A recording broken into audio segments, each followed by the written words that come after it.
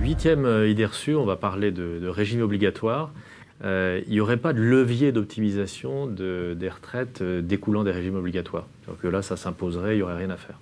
Alors là aussi, c'est une idée fausse. Cette idée fausse, en fait, elle vient du fait que chacune des réformes, et il y en a eu beaucoup dans les 15 dernières années, à chaque fois a eu un caractère un peu coercitif, en augmentant les cotisations pour les salariés, pour les employeurs, en mettant à contribution les retraités. Mais à chaque fois, le législateur s'est attaché à mettre des dispositifs qui permettent aux salariés d'améliorer ou d'optimiser sa retraite. Alors, quelques exemples. Le premier exemple, c'est le cas du rachat des trimestres manquants.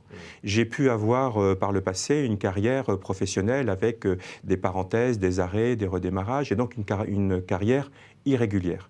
Cette notion de rachat de trimestres manquants, en fait, elle a été lancée en 1994, d'abord pour les non-salariés, à travers la loi Madelin, et en 2003, la loi Fillon a créé son équivalent pour les salariés. Et donc, on peut aujourd'hui racheter ces trimestres. Deuxième exemple, c'est quand on travaille à temps partiel. Malheureusement, beaucoup de Français aujourd'hui, souvent des Françaises d'ailleurs, travaillent à temps partiel, et c'est du temps partiel qui est en général subi, qui n'est pas volontaire. Il y a des dispositifs qui permettent, tout en étant, bien qu'étant en temps partiel, de cotiser au taux plein sur la base d'un temps plein pour sa retraite. Et ces cotisations supplémentaires peuvent même être prises en charge en partie par l'employeur sans que cela constitue un avantage supplémentaire pour le salarié. Et à ce moment-là, bien qu'étant à temps partiel, on se constitue une retraite au taux plein et on peut aussi bénéficier du coup des régimes supplémentaires à taux plein. Bref, ce sont deux exemples, mais il y a beaucoup d'autres cas. On peut racheter des points, on peut racheter des années, on peut racheter des abattements, etc., etc.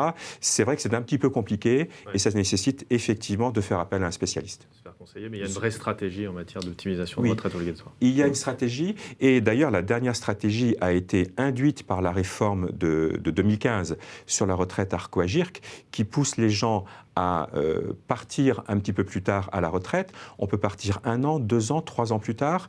On peut avoir des majorations qui peuvent aller jusqu'à 20% de la retraite sur 1 an. On peut avoir aussi des minorations qui peuvent aller jusqu'à 10% pendant 3 ans. Donc ça nécessite effectivement de faire des simulations, de voir un spécialiste pour pouvoir se faire conseiller sur le meilleur moment. Parce que c'est une question de revenus, c'est aussi une question de temps pour partir à la retraite, parce que certains veulent partir plus tôt, même s'il peut y avoir un manque au niveau des revenus. Et d'autres, à contrario, veulent avoir la retraite maximale et sont prêts à travailler plus longtemps. Il n'y a pas forcément que des enjeux financiers. Il n'y a pas que des enjeux financiers, il y a beaucoup d'enjeux personnels, des enjeux patrimoniaux aussi.